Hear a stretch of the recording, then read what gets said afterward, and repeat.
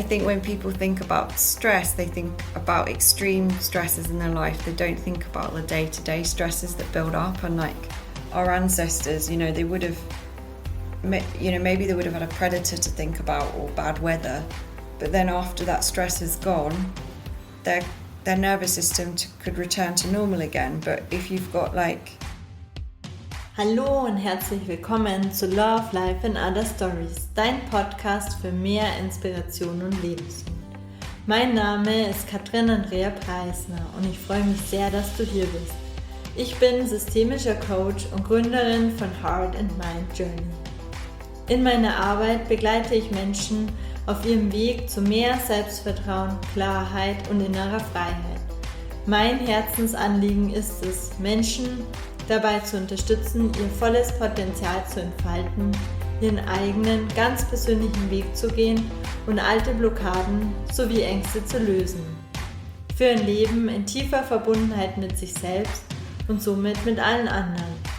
In diesem Podcast nehme ich dich mit in meine Welt, eine Welt voller Geschichten, die das Leben schreibt. Heute habe ich die wunderbare Tasha Hedges als Interviewgast. Tasha lebt in Großbritannien und bringt über 8 Jahre Erfahrung im Gesundheitswesen mit. Sie hat sich auf die Behandlung des Reizdarmsyndroms IBS und anderer darmbezogener Beschwerden spezialisiert.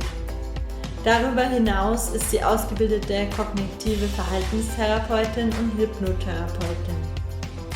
Neben ihrer therapeutischen Arbeit bietet sie auch astrologische Readings sowie Reiki-Behandlungen an.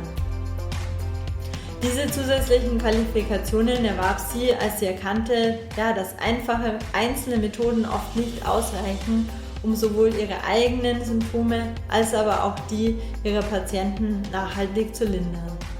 In unserem Gespräch tauchen wir tief ein in die Bedeutung eines ganzheitlichen Ansatzes zur Behandlung von körperlichen und mentalen Beschwerden. Tasha teilt in der Folge ihren ganz persönlichen Weg, der es ihr ermöglichte, nicht nur sich selber besser zu verstehen, sondern auch dadurch ihre Patienten noch wirkungsvoller unterstützen zu können. Außerdem sprechen wir über die faszinierende Welt der Astrologie und wie sie uns helfen kann, unseren Lebensweg bewusster zu gestalten und Entscheidungen mit mehr Klarheit zu treffen. Ich wünsche dir ganz viel Spaß bei der Folge. Hello and welcome to a new episode at Love, Life and Other Stories. Today I have a special guest. I have Tasha with me, Tasha Hedges. Yeah, and we met actually in the ashram at the Shivananda ashram in Kerala. And actually, in preparation of the interview, I was thinking I have to tell the story how we actually met because this is very, very funny. And I arrived at the ashram very lately in the night. And one of the rules is, I think at 9 or 10 they close the light. So when I arrived there, it was already quite dark. And I went to the washroom and on the way back there was almost no light. And then I was thinking, there is my bed, because there were 50 other beds in this room. And then I thought, okay, I can. Then I touched the bed because I was thinking, okay, I see. And then I recognized, shit, there's a face, because I touched someone directly with my fingers in the eyes. And I was thinking, oh my God, shit. And then I was running, but this person didn't scream or didn't say anything. And I was felt so ashamed. And I was thinking, oh no, how embarrassing. And then I went to bed and I was thinking, please, universe, give me the chance to meet this person the next day or next few days, that I can apologize. Yes, that's also one rule, that I think when the lights closes, or even from 9 p.m. onwards, it's not allowed to talk to each other. So there is silence. So I was also not allowed to talk when I followed the rules, and I said, of course, sorry, or I don't know what I said, but and then the next day, really sweet, we had the meditation, and then I think meditation. And then I came out of this, and then someone, that was Tasha, said, hello, I saw that you arrived, and started talking with me and explaining where all the things aware like what I have to do in the ashram and where I find this and this, and it was very, very nice. And then I was thinking, I have to tell her the story of last night. And then I told Tasha, oh, hey, I met this, what I did, like I put my fingers in someone else's face in the night because I was thinking was my bad. And then Tasha said, yeah, that was me. And it was so cool. And I was Ours were actually right in the middle, weren't they? Like, and I kept thinking to myself, I think because I thought I'm gonna do this at some point because they were right in the middle, and it was so dark. So I just felt sorry for you. Like, I didn't like.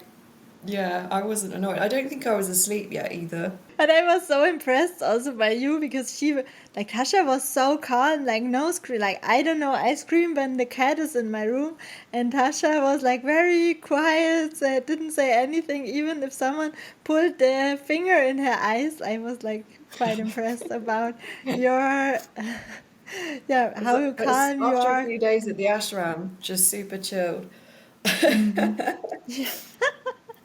Yeah, and that was so cool. And then, yeah, we became very close and had a good, yeah, I would say a good match. And it's all so interesting what you're doing in life. And we'll deep dive there very soon in the interview. And yeah, now, yeah, if you want, please introduce yourself, who you are, maybe also where you are, what are you doing, and very welcome to the interview. Yeah, thank you. I'm really grateful that you asked me. It's like it's an honor. Yeah, thank you. And yeah, wonderful to have met you as well. And we like reunited again in Vicala, didn't we, before you went back home.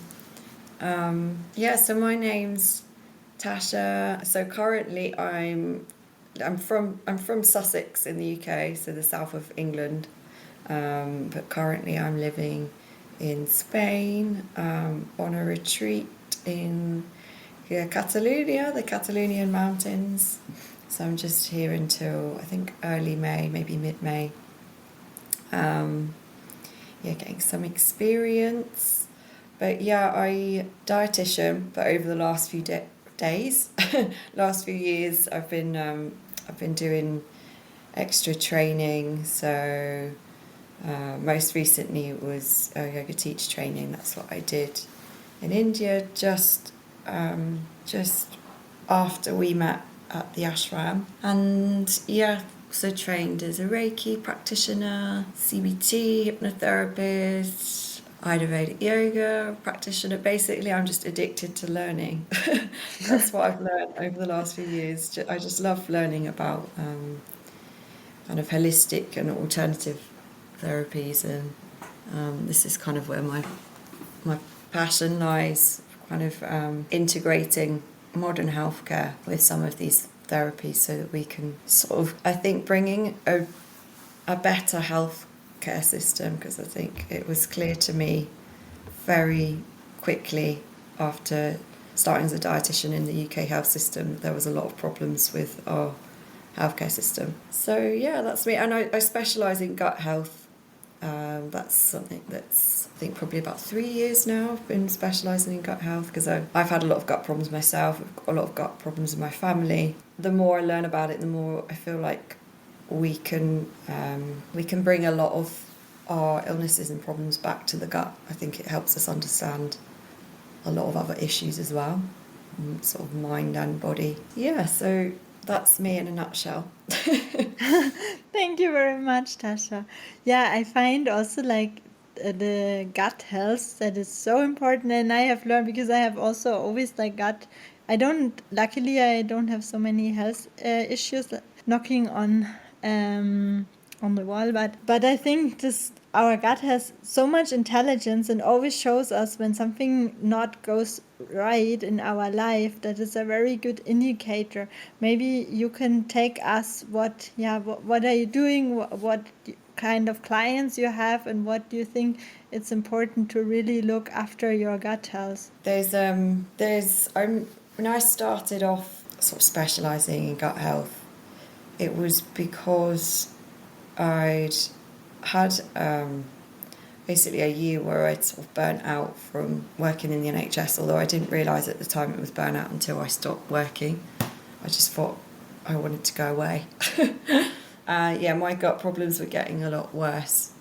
They started in my early 20s, actually in India, funnily enough. A really difficult sort of sequence of life events just before I went to India. So I was kind of in a bad way emotionally, and then I think I must have picked up something whilst I was out there. And I didn't really recover from it. I mean, I never actually got food poisoning, but I definitely think there was some sort of parasite or bacterial dysbiosis, like imbalance that I had. Because when I got back, I was in a really bad way. Like, my periods had stopped, I lost a lot of weight, so many different symptoms, like diarrhea and bloating, wind, like pretty much like all of the kind of typical symptoms. And I was at uni at the time as well, so it was quite, difficult to manage, quite embarrassing. And then I really restricted my intake. And I don't think I really realised what I was doing at the time. It wasn't like I had a eating disorder. I was just doing it to manage the symptoms. But I sort of cut out bread and dairy and lots of other things. I noticed like a lot of sugary fruits would make my symptoms worse, so I cut out a lot of that as well. And eventually it did actually get better. And I think probably as the stress died down a bit in my life. Then, in my mid-20s, when I started training to be a dietitian, I was a carer for a while. And that was quite intense, that was quite stressful. And then the training to become a dietitian was quite stressful. And then becoming a dietitian and working in the NHS was quite stressful as well.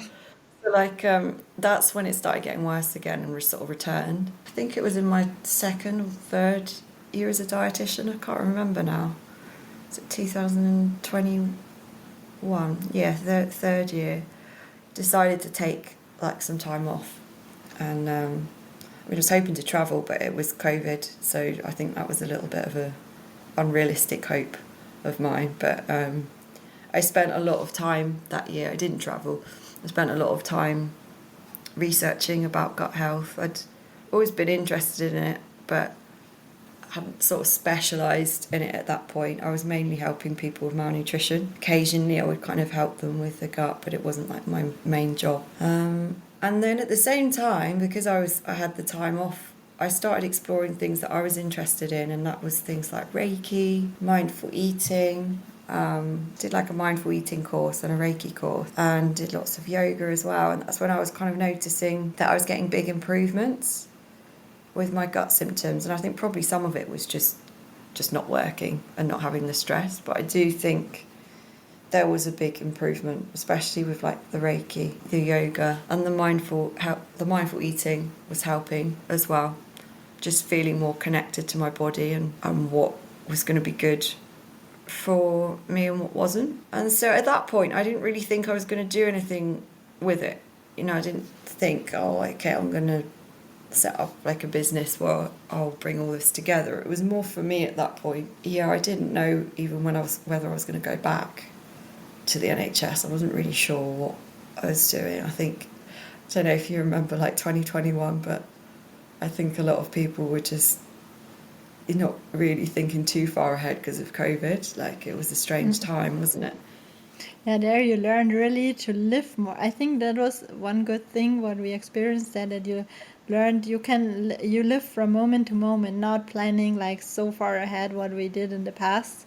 So I think that was a very good, for me at least, very good experience, because I loved always making plans, and there it was not possible to make those huge plans or just adjust in the very last second. Yeah. Life really slowed down, didn't it? Especially that first year. I actually think the first summer I actually really enjoyed it and was getting out for walks at the weekend, and I sometimes sort of idolised 2020, but 2021 was very difficult. And notoriously as well, if you do a Reiki cleanse, so during Reiki training you do like a 21-day like Reiki cleanse, but basically you're doing the Reiki on yourself. And I had a lot come up then. That was May, so I was kind of just doing a lot of deep inner work really, so I wasn't really too focused on what was going to happen next. But then I I went to Mexico in the November, that was it. And then when I got back, I decided to do locum work, which is basically like, it's like a temporary contract that you're on rather than having a permanent contract with the NHS. Yeah, you're just doing whatever hours you want, whatever contract you decide. And I got a contract with, at first it was nutrition support for a month, and then it swapped over to gastroenterology, outpatient work. So basically I was kind of helping clear the caseloads that had built up, the waiting lists that had built up. A lot of people weren't being seen during COVID because the dietitians were being placed in hospitals to meet those demands instead. So I was helping do like outpatient groups, so helping educate IBS patients and celiac disease patients and people with bile acid malabsorption, and really enjoying that. It was actually a project that I'd had whilst I was at uni doing IBS groups. So it was really wonderful to see that kind of manifest, because it was something I tried to put into, I was trying to implement in my previous job, but they weren't having any of it. They didn't think it was going to be more efficient. And I was like, it will, and it'll help the patients too, because they'll get support. But yeah, it got blocked. So that was wonderful. So I was doing that for a bit, but then I was finding that actually with dietary advice, you could only go so far, and actually it can be quite restrictive, IBS dietary advice. It's all basically all like what I'd said earlier, and there's a diet called the low FODMAP diet, which is like the gold standard approach for IBS, and that's reducing fermentable carbohydrates, so basically prebiotic rich foods that feed the gut bacteria, most of them. Can you just say what IBS is for all of them? Oh, sorry. So IBS stands for irritable bowel syndrome. So it's basically, it's an umbrella term really, for anyone that doesn't have a physical root cause, that there's not a physical problem in their gut. It's a functional bowel problem, meaning that other physical causes have been ruled out and the doctors don't know what's going on, so they just call it IBS. But typically kind of is abdominal pain, changes in bowel habit, or where someone's not happy with their bowel habit. So maybe they're constipated, maybe they've got diarrhea, maybe they've got a bit of both. Maybe they struggle to fully empty their bowels. So any kind of issue there with their bowels. Also bloating, distension is quite common as well.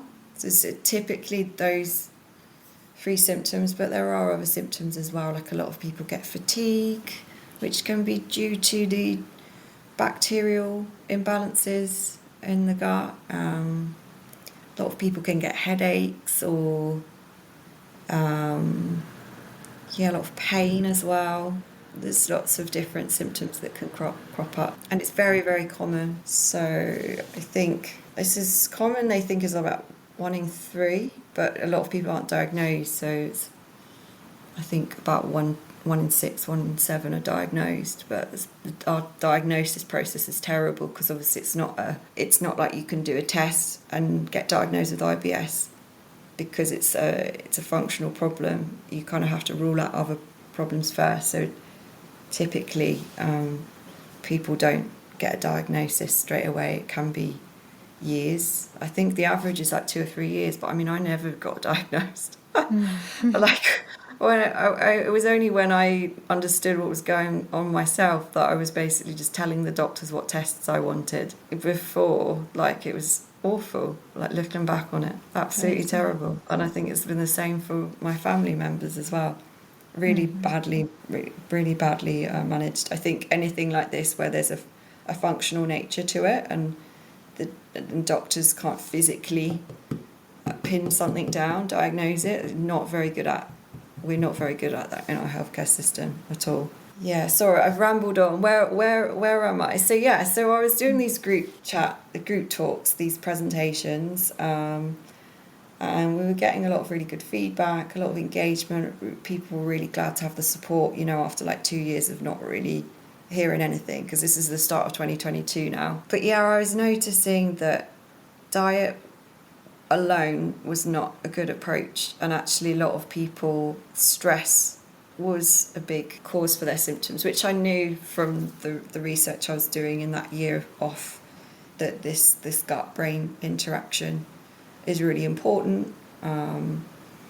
There's a lot of neurons in our gut. I think more than our spinal cord has. Wow. Yeah, and it has its own kind of, we call it the enteric nervous system. It can operate independently of the central nervous system as well, which is why we get butterflies. This, I don't know if you have this in Germany actually, but we have this term in England called butterflies, like where, if you like someone, they give you this feeling. We have this also. Yeah. Or even you might have had it before where you've got a job interview or something stressful coming up and you'll get an upset stomach. So that's because of this enteric nervous system. And also because of the central nervous system as well.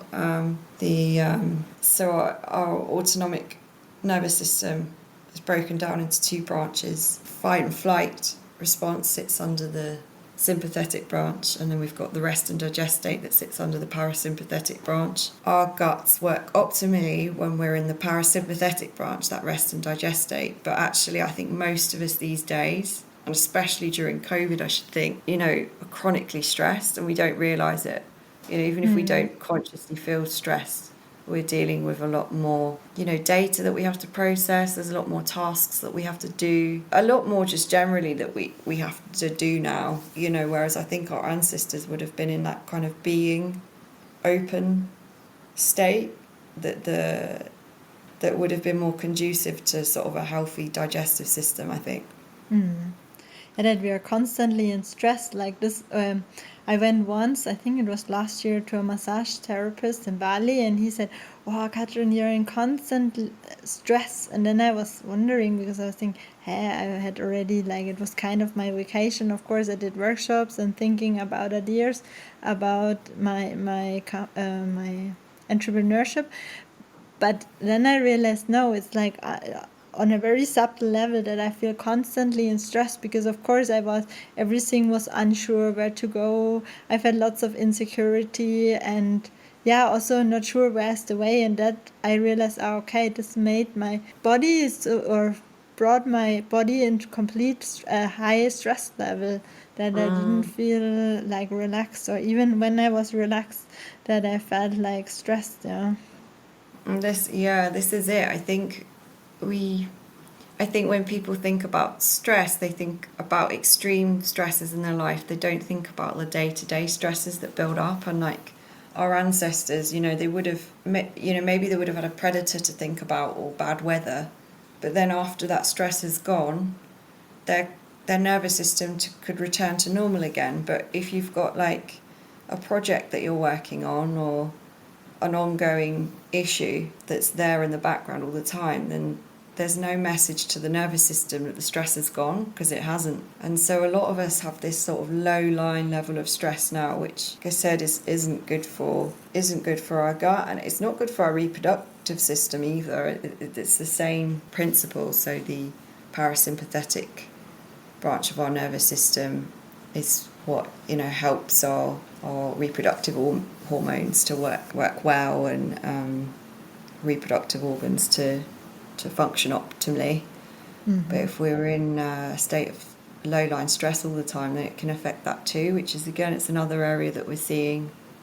The two often go sort of hand in hand. I see issues there linked to the gut too. Yeah, so at that point, where are we now? So I'd already sort of seen this, already observed it earlier on in my career, but it was just becoming really, really obvious now. And I was following someone on Instagram called Dr. Rabia, who's a gastroenterologist, so a gut doctor, gut specialist doctor, who was also a yoga teacher and had also trained in CBT hypnotherapy, so gut-directed hypnotherapy. So basically in our clinical guidelines in the UK, in our IBS clinical guidelines, it says that if you've considered all of the other treatment options for IBS, including sort of first-line dietary advice and the low FODMAP diet that I was talking about earlier, you then can advise CBT and hypnotherapy. But the problem is there's like no services, none that I'm aware of in the south of England anyway, that offer this. No one. And there's no kind of official process of how you would go about referring someone to them. Like hypnotherapy isn't even regulated, so it's, you know, it's difficult for healthcare professionals and doctors to navigate. So I was really interested in her because I was like, oh wow, she's trained in this hypnotherapy, so she can do that. Yeah, I wanted to meet her, so I booked on to, she did this like gut health retreat. I think it was a day retreat in Kent, which was near to where I lived. So I went up there for the day and really enjoyed really enjoyed it, and was just really, really inspired by what she was doing. And then I asked her what course she did and said that I was thinking of doing the same thing. And so I think it was about a month after I got back from that retreat that I started training as a CBT hypnotherapist. And I think at that point I was kind of hoping that maybe I'd be able to integrate it into the NHS, but once I finished it was very difficult. They were like, no, you can't even mention this, like, because it's a conflict of interest, our service. And I was like, but you know, you don't even have this service running. Like, you know, it's not like I'm trying to sell myself as a dietitian whilst I'm working there. It's not something that exists, but it still wasn't permitted for me to talk about it. So I was a bit annoyed, but I carried on following the rules and didn't mention it to anyone. Yeah, but it's so interesting because you learn so many things, and I think in a holistic approach it's so important to bring all the things together, and it can help not see it from a medical perspective, also from other aspects. So I think there are a lot of doctors in the NHS that have been there for a long time, and things have moved on quite a bit. They probably haven't had the time to research or understand it, and you know, hypnotherapy to them is just like it you know, it's like woo woo. It's even if it is in the clinical guidelines, you know, that there's research there that it helps with the gut, it's still something that's just like, you know, and I mean, this is even before. So now I'm starting to think about integrating Reiki in. Like that's going to be another whole ball game. I think we're only just starting to accept that the mind affects the gut, and that's science, you know, whereas like where I'm going next isn't science yet. I think it will be, but it's not yet. So it's I think there's going to have to be a point where I maybe have to have a discussion with the BDA, which is our regulatory body, about how much I can integrate before I have to drop my title as a healthcare professional and just go my own way. I think it's probably coming as well. So maybe you can also give just an explanation in a nutshell what Reiki is and how it can help also our body or the gut or mental health. So Reiki is it's just energy. It's just in yoga we call it prana, and I think in Chinese medicine they call it chi. I think there's loads of other names for it as well. In Star Wars they call it the Force, don't they? But everyone has like their word for it. But I actually think linguistically we're a bit behind with energy, because obviously energy can be like electricity as well, and in astrology we talk about energies, and you know, we talk about these vibes now as well, and there's shamanic healing, that there's that energy, but that's different. So we're expanding in our understanding of energy, but like basically I see it as just this kind of life force energy, this creative energy. And with Reiki we just channel it in, and then either with the power of our mind or with hands use the intention of channeling that energy towards like a certain, I mean, usually if you're channeling it you don't even have like an intention with it, you just literally let that flow through you. With Reiki we'd use our hands, and then we'd have certain contact points through the body that we work through, but sometimes intuitively we would use our intuition to sort of just know where to place our hands. Now everyone's hands have like an electric magnetic field around them. So, this is something that everyone can do. It don't necessarily have to be like attuned to Reiki, but there was someone at the turn of the last century called Dr. Asui that kind of went on a quest to find how Jesus was healing people. I think he was a Christian scholar. I think he was like a university lecturer, and he went on this quest around the world, and he ended up finding the answer. I think he had like a moment of enlightenment up this mountain in Japan, and then when he came down again, he hurt his foot. I think he tripped over, and he used his hands intuitively to heal his ankle, and then went on to then heal a lot of people and then spread his techniques. I mean, he typically used symbols, but I don't always use symbols when I do Reiki, but that was his method. And I think you don't necessarily have to be attuned to Reiki. I think, like I said earlier, I just think if we did this from children, I think we'd all be able to do it intuitively.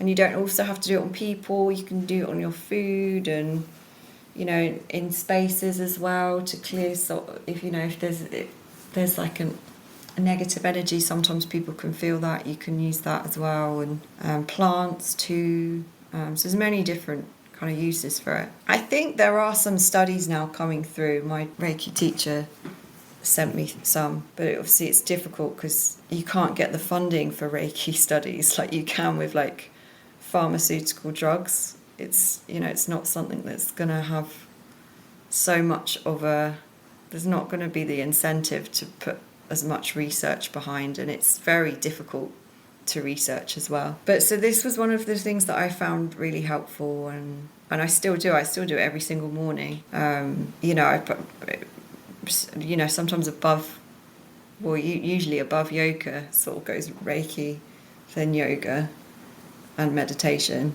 Like it's very important.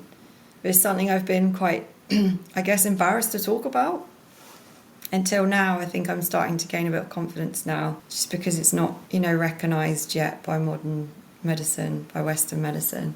Mm-hmm. And it's funny because I've spoken to quite a few healthcare professionals now that admit to secretly using it with people, which, I mean, I condone that. I think you should always get permission from someone, always get consent. But I think it's wild that there are so many, and I mean, this is just who I've talked to. I bet there's so many more, and yet I guess it's sort of kind of like this secret, that we can't talk about. And it's like, well, why can't we talk about it? Why can't we research this? I think it's time. I don't know if you've found this at all with energy. It's still not. I think it is time, actually. I think people are starting to accept it. Yeah, or learn also more, or really can realize it. Sometimes, of course, it's not that we accept that there are things we don't see with our heart or with our eyes, but that they still exist, that we feel it. Or what you said also with this Reiki. I remember one of my teachers, he was also a Reiki master, and he said blessing others, hug them and give them all the good energy when they are on the way, or bless them when they have a really difficult task, or I don't know, something, a great challenge, that people, when you bless this person, you give this energy. And this is also very simple, but it's really makes such a difference when you get all the good energies or good thoughts or support of another person, that it can help. And I think also you studied psychology, so bring maybe there has to be a shift. Of course, there that we prove this with science and everything, that not everyone can say, hey, we do this and this helps, but there's that we realize through our own experience also, that we are open even when we are very doubtful for all those things, that we just experience this, or see, okay, I'm curious about it, let's see what happens, and that we maybe realize, and hey, wow, this can help. Yeah, exactly. I think actually, in the holistic kind of alternative world, it is accepted, and it's not something that's new, but it's just bridging this gap between both worlds, I think, so that they don't have to be separate. No. so that we can just start integrating it all together. And I mean, it's there already. Like, you think about the word emotion, it literally means energy and motion. It's there in plain sight. Like, so because there are a lot of studies now that are starting to support all of these things. Like you said, that words, the intention behind our words and the way we say something can have an impact. I don't know if you've heard of the rice study. There's like there's this rice study where they have like one pot of rice. I think they have 3 pots of rice, that's it, and one of them, someone says I love you to it every day. One, they don't say anything, and then the other one, they say I hate you. And then at the end of the 30 days, the rice that you say I love to looks like the best, basically, and then the one that's been ignored has gone all black and horrible, and then the other one I think looks bad, but not as bad as the one that's been ignored, the one that you say I hate you to. Yeah, so it is really interesting. Wow, that's really cool. Also, it's very simple. Also, but it's so cool also to see it. And maybe, of course, maybe some critics say, yeah, that just by coincidence, but I really believe in that. Yeah, that there's such a strong impact on us. Yeah. And Yeah, my thinking is that, like, so if you apply that to the gut, and we've got this microbiome that we know now is really important for regulating our metabolism and our immune system and overall health, really, that it's so important. There's more genetic material in our gut than we have in our own DNA. Really, if you look at all of the different bacterial matter. So my theory is that if you think about if someone's going through something emotionally, if you think about that rice experiment, for example, and you think about what that does to the rice, if you were going through a really toxic situation, then, and women especially, or men as well, but we tend to hold and carry emotion in our gut. And my theory is that the sort of in the fascia and in the muscles that we holding that energy there. And my theory is that then that can have an impact on that gut bacteria in the same way that it would have with those rice pots. Does that make sense? Yeah. So that it can then cause gut problems through the bacteria being affected, which is it's so completely different to what kind of modern medicine would say. But I think this kind of makes sense. And it was actually someone said it on the yoga teacher training, and I was just like, whoa, because I was trying to get my head around it. I was like, how do these two, how do I integrate these two topics together? And then she said something similar, and I was like, okay, yeah, that does actually make sense. That's kind of like the missing link, I think. And that's why I think things like Reiki could probably help there, or even just like the way I make it a little bit more accessible to people, which isn't actually Reiki, but there's a meditation called self-loving touch, where even people just put their hands on their stomach and just have this, intention of love, or just even tension release exercises, which remove the tension from their gut. That might be a little bit more sort of, I think some people might be able to get their head around that a little bit more from a physiological perspective, but I still think it's working in a similar way. Yeah, so it's coming, I think, that next step, but we're just not there yet. We are on the way. And you help them, your work.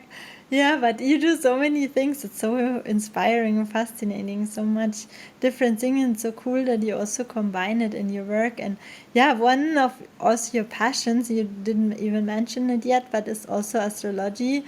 And like I remember we were in Vakala and you read through my chart, and we just also talked about in the pre-communication. You said to me that I think I didn't tell you even, but you said in October, November now you have like a very huge project ongoing, which is based on communication, and I was writing exactly in those months my book. And then you also said, it will probably be published, and then you knew it, and then published in end of January, or not published, but done end of January, beginning of February, and it was very funny because I think I finished writing it on the 6th of February, so it was very accurate.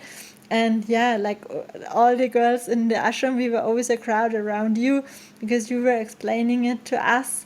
So yeah, I think astrology is like very fascinating and can help also. And even just another friend told me that she heard that also like our politicians have their own person who helps them with astrology. And that was because now sometimes I think it's better, it's on a better way, but I think still people think, yeah, this is not. But earlier it was like really science, and I still believe it, like, because I had so many readings, it was so accurate, like, always. And I, of course, not, it helps me not to make this decision or this, I have to live.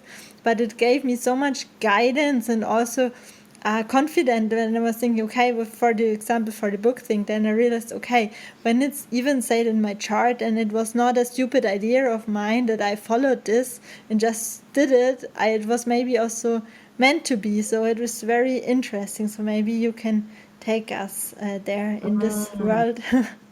Yeah, it's funny because, if you go back, I mean, it wasn't even that long ago that I would have, laughed at people that looked at like horoscopes. I mean, I don't actually like horoscopes because I think they're too generic because you can't tell much from someone's sun sign alone.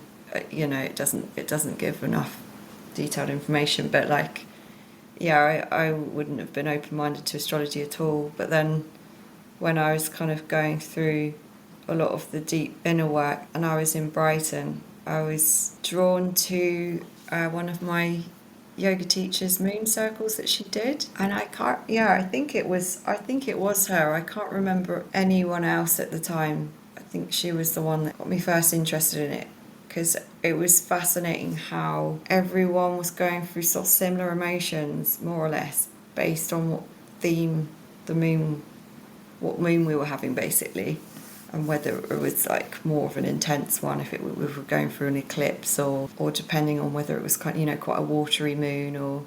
And also I was noticing then, that was what I noticed at first, but then I was noticing that people with similar signs, because she would say at the beginning, say what your ascendant, your sun and your moon is. I was noticing that people that had those signs with that moon that was full or new, that they would then be experiencing more. So I was like, there's definitely something to this. And I think when I learnt about my ascendant and my moon as well, to begin with, that's where it started, just learning about those. I was like, oh, actually, it does make quite a lot of sense, because I've got a friend that's born the day before me, and we're very similar in some ways, but then we're very different in other ways. And I think now I understand how important the ascendant is to determining the whole chart. She's got a different ascendant to me. I understand why we're so different. And this is kind of what I often say to people that are skeptical about it. Like, you really have to look at the whole chart to understand all of the planetary placements, not even just the big three, like all of them. So Jade and Gary's moon circles were what first got me into astrology.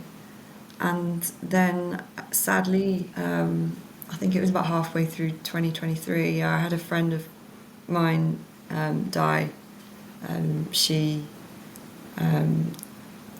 took her own life, and it was like a massive shock because we'd grown up together. I hadn't been in contact with her recently. It just sort of came out of the blue, really, and it was something that just kept coming to me. Astrology, like get an astrology reading, like it was just really loud and clear, and I sort of became a bit obsessed with it because I did get a reading, but it gave me some answers, but it didn't give me enough. And then so I was like, well, I'm going to look everything up myself. And then I had a bad winter after that as well. There was a few decisions I made that weren't wise. But when I looked at my astrology, it made me a lot more compassionate with myself, and it made me understand what she was going through, which led to her decision as well, when I could understand how difficult her placements were. And then the more I learned, the more like I found it just gave me this like sense of peace, of like, because I could read my chart, I could see what was happening, but then it was this sense of like acceptance and peace of like,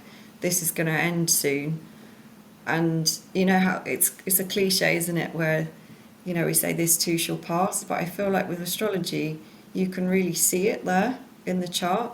And also when things are going good as well, you don't attach to it as much because you can see in your chart it's not going to be good forever. So I find it's made me a lot more, it's made me a lot more able to practice those spiritual kind of truths more because of it, and have more compassion for myself for what I'm going through, but also others around me, because once I understand them, or even just a little bit about their chart, I don't need to necessarily read their whole chart, but I understand why there's a difference between us, or understand what they're going through.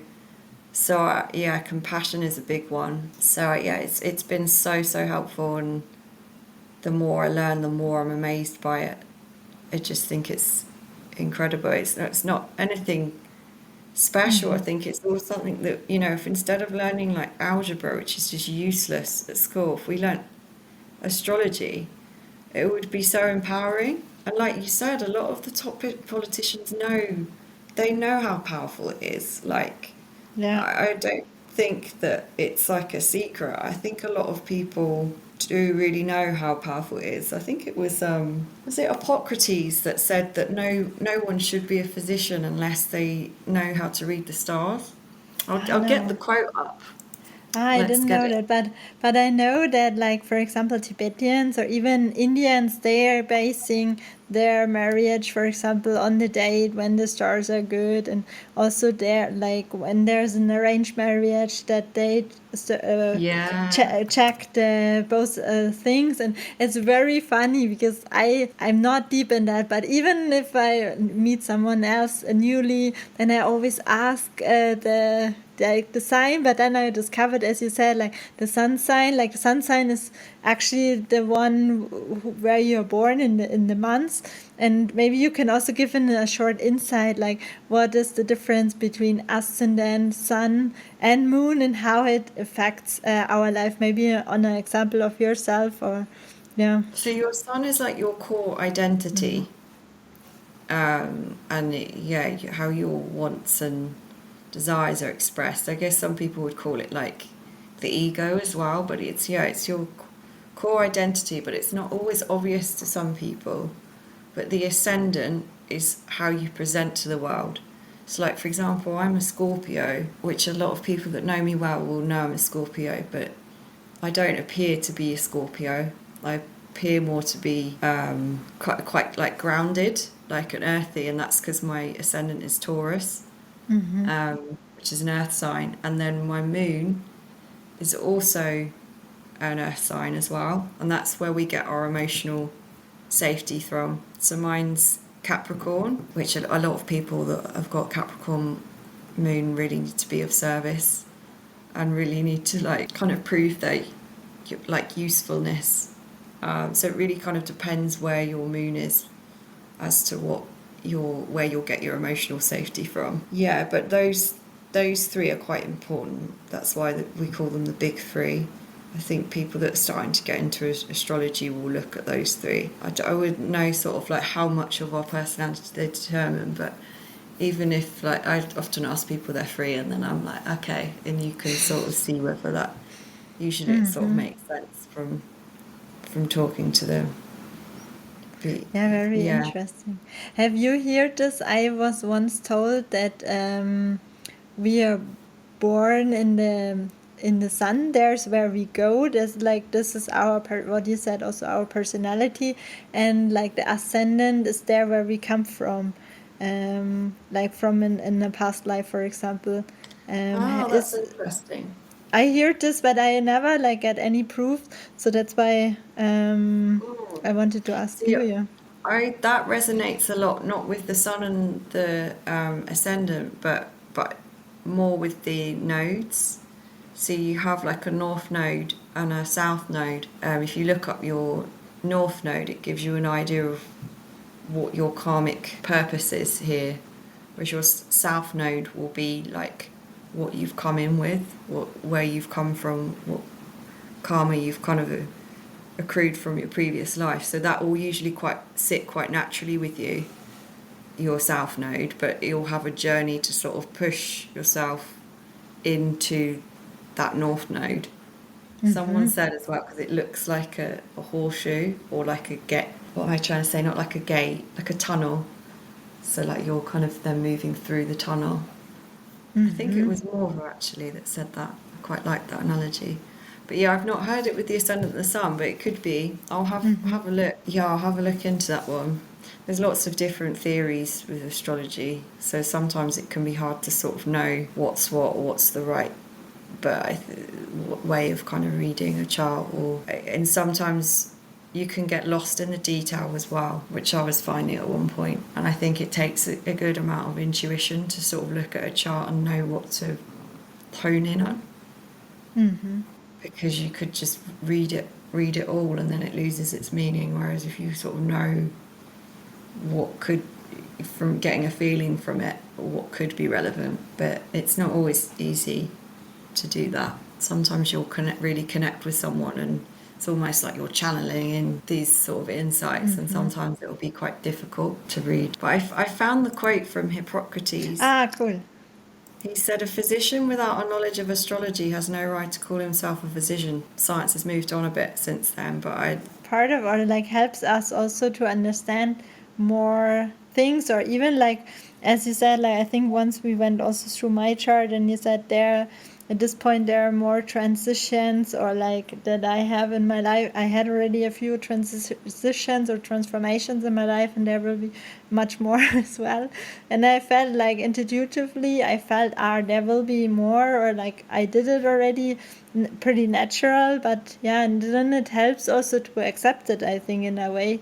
When we notice, okay, even sometimes, of course, it's not that easy, but then it helps also to go through all this. And as you said, I think that's a very nice thing, that life and nature and also astrology, it's always in cycles. It never stays the same. It can be hard, and then it can be good. And then when it's good, it goes worse again. So there is never like there's always impermanence in everything, or in life also. Everything happens in cycle, which sometimes we try as humans, that we keep everything and stay everything and try to make things better. But yeah, all the ups and downs are part of life, I guess. yeah, like you said, that, and that acceptance of it, because you can literally like see and understand why with astrology, like it's makes it almost like more tangible in a way, more like real. And yeah, it's like that saying that, people will say, oh, why is there always, when one area of my life improves, another goes wrong? And I always like say to people, it's because Saturn's always somewhere, like, because Saturn's like the planet of like boundaries and restrictions and like order. And usually, like, if you look at what area is going bad, it's where Saturn is, and then it'll move out of that house, and then that'll be going great, and then it'll move into the house that's just been going well, so it's like, yeah, you can just literally see it then mirrored. It just gives you a lot of it's given me a lot of like peace, I think. I always ask this question to all my guests, so this is my last question to you. Like, when you look now you're over 30s, and when you look back to your 18 years old Tasha, like, what kind of advice or recommendation would you give her from the perspective of now? It's hard, isn't it? Because obviously with what we've just spoken about, I kind of just trust that everything's that's the way it's meant to have been. But I definitely think over the last few years I like struggled a lot more than I needed to. I think I would have said like travel more, and like follow those callings from the soul to go and experience things, and don't worry quite so much about money, because I think money's like a really mysterious force, and actually I think sometimes it just flows back to you in other ways. Learn to let things go, I think. Don't hold on to so much. I think I've caused a lot of pain, like for myself and others, from just not letting things go. So, but I think that comes with time, doesn't it? But that's another cliche, isn't it? yeah, I think that's Thank you. I think that's everything. Oh, Tasha, thank you so much for your time. I think we have to do a follow-up.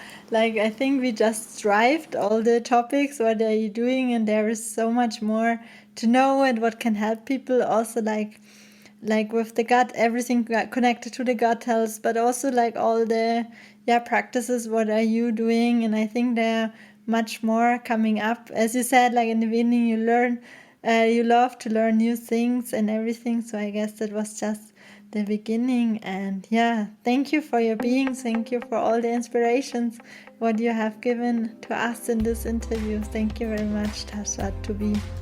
Herzlich willkommen zurück aus der Folge mit Tasha. Ich hoffe, du hast einige anregende Inspirationen und Impulse für dich mitnehmen können. Ich packe dir alle relevanten Links zu Tashas Arbeit, also einerseits zu ihrer Webseite, andererseits zu ihrem Instagram-Kanal in die Shownotes. Und wenn dir die Folge gefallen hat, freuen Tasha und ich uns über eine Rezension von dir.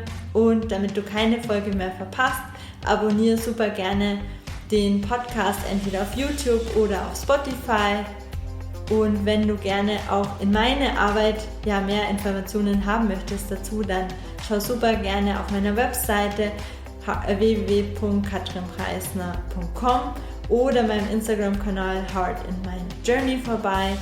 Ich biete systemische Aufstellungsarbeit und Coachingsitzungen an und daneben veranstalten eine Freundin und ich gemeinsam einen Retreat in Österreich für 4 Tage im Oktober. Schau super gern vorbei, wenn du weitere Informationen darüber haben möchtest. Jetzt wünsche ich dir erstmal einen ganz, ganz tollen Tag. Fühl dich von Herzen umarmt, deine Katrin.